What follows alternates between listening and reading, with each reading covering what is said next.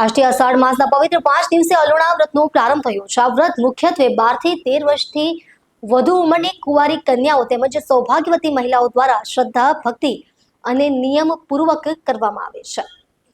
પૌરાણિક માન્યતા અનુસાર માતા પાર્વતીએ ભગવાન શિવને પતિ રૂપે પ્રાપ્ત કરવા માટે અલોણા વ્રતનું અનુષ્ઠાન કર્યું હતું।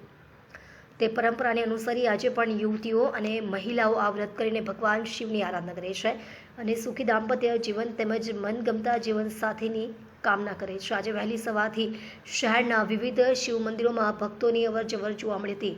વ્રતધારી યુવતીઓ અને મહિલાઓએ ભગવાન શિવની વિધિવત પૂજા અર્ચના કરી અલોણા વ્રતનો પ્રારંભ કર્યો હતો। શિવ મંદિરોમાં ભક્તિમય વાતાવરણ વચ્ચે શ્રદ્ધાળુઓએ દર્શન અને પૂજનનો લાભ લીધો હતો।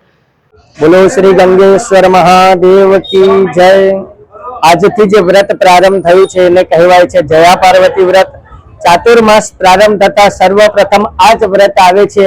આમ તો દેવશયની એકાદશી એટલે જે દિવસથી ચાતુર્માસ પ્રારંભ થયો એ જ દિવસથી આ ગૌરી વ્રત પણ કહેવામાં આવે, અલુણા વ્રત પણ કહેવામાં આવે ને જયા પાર્વતી વ્રત પણ કહેવામાં આવે। આમ આ વ્રતના દિન છે 7 અષાઢ વદ દ્વિતીયાએ આ વ્રતની પૂર્ણાહુતિ થાય છે।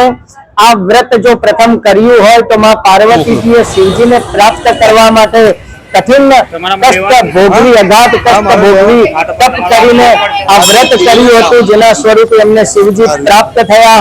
આજે પણ ભારત વર્ષના અંદર માતાઓ પોતાની દીકરીઓને આ ઉત્તમ વ્રત કરાવી અને ભવિષ્યમાં એમને ઉત્તમ વરની પ્રાપ્તિ થાય, જેનાથી એમનું જીવન ધન્ય બને એવા આ વ્રતનો પ્રભાવ છે, જેને જયા પાર્વતી વ્રત કહેવામાં આવે છે। અને આજથી આ વ્રત પ્રારંભ થયો છે। બોલો શ્રી ગંગેશ્વર મહાદેવ કી જય।